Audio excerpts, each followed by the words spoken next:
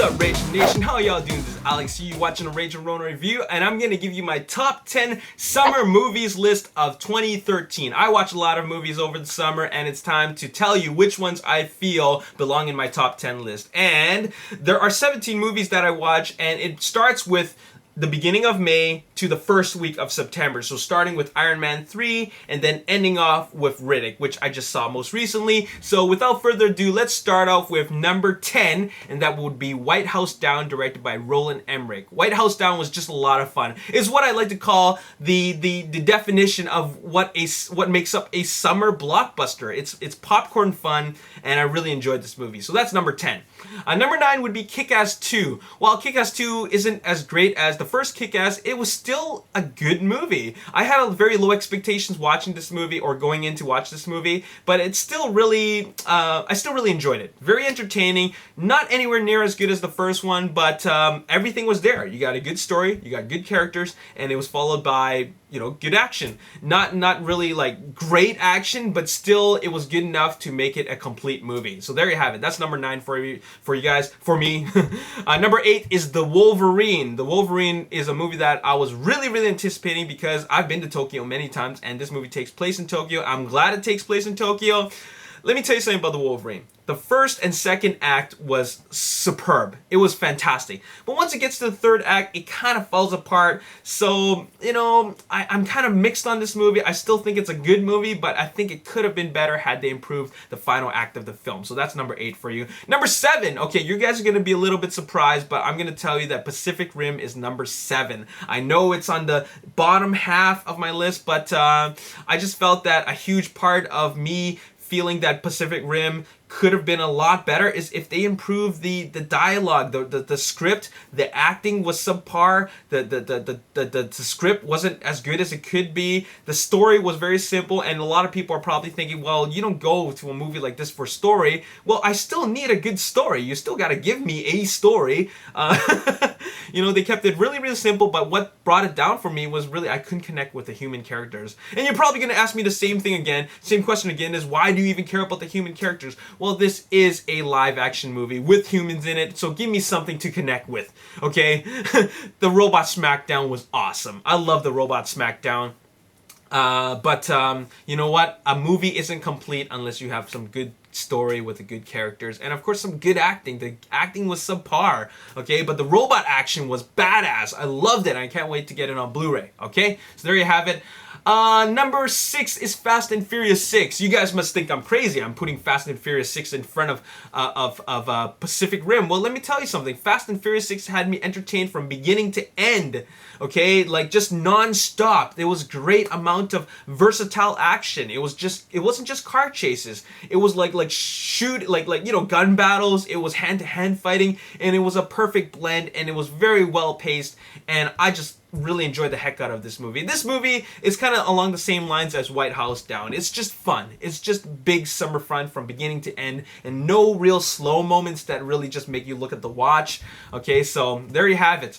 Now we're going into top 5 territory, and Riddick is number 5. Riddick is a pretty sweet movie. I really like this movie. I like it the same way that I enjoyed Dredd. Okay, Dredd was a surprise hit for last year. Didn't get a whole lot of attention. I think Riddick is that movie because we got an R-rated science fiction movie. It's a very character-driven piece, and it's all, you know, it all boils down to one character, and that's Vin Diesel's character or portrayal of the title character Riddick, and he did a great job.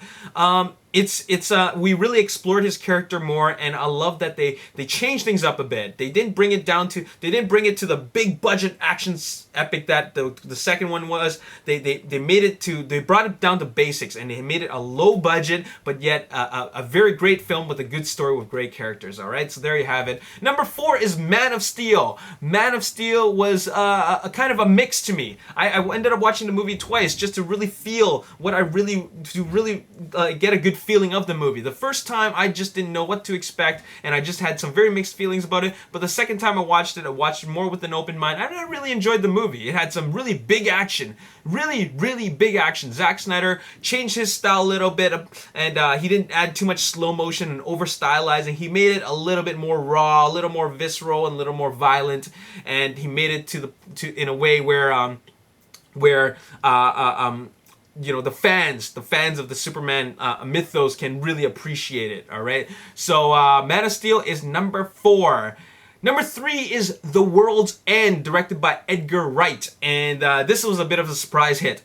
This movie is just a lot of fun, very, very funny. I love the creativity that Edgar Wright has. The story is very unique, very creative, and all the performances are just spot on. Simon Pegg and Nick Frost and all the other guys, they just nailed it. Okay, because all their characters were just very felt. Really heartfelt characters, and it wasn't just about sci-fi nonsense. It was a very I wouldn't say it's a character-driven piece, but it's a friends piece. You know, you need these buddies to all stick together for this movie to work, and that's why I really enjoyed this movie. All right, it's not perfect, but at the same time, I still feel that from beginning to end, I was just thoroughly entertained. So number 3 is The World's End. Number 2 is Iron Man 3. A lot of people are mixed about this movie just because they changed a lot of stuff. You know how much Michael Bay changes things in Transformers? Well, Shane Black really changed a lot of stuff for Iron Man 3. They took elements from the comics, but they changed it. Okay, but for me, someone who never read the comics, but at least I know of the mythos and I know what's supposed to happen. But I liked how he changed things up because it worked. It made it work, and he brought it into a more realistic world. Okay, it didn't have anything to do with magic or supernatural stuff or just out of the world stuff. They brought it down to, you know, grounded reality, and they made it work. All right, some things were a little bit far-fetched, but at the same time, I feel like everything was pretty cleverly arranged. So I thought that the movie was great, and I really enjoyed it. Number one. We're going to get it down to the final one, summer 2013. This is my number 1 pick, and that would be Star Trek Into Darkness, specifically seen in IMAX 3D. Okay? This was the movie to be seen in IMAX 3D. J.J. Abrams got it right, okay? He showed us that he understands the format, and he needed this movie to be presented in IMAX 3D for you to get the full feel of the movie as a whole, not just, you know, a theatrical presentation, but the story.